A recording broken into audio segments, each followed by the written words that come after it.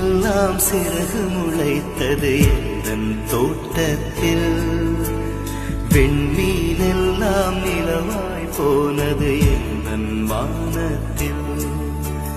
30 நாளும் முகூர்த்தமானது எந்தன் மாதத்தில். முள்ளில் கூட தேன் துளி கசிந்தது எந்தன் ராகத்தில். இது எப்படி எப்படி நியாயம்? எல்லாம் காதல் செய்த மாயம். இது எப்படி எப்படி நியாயம்?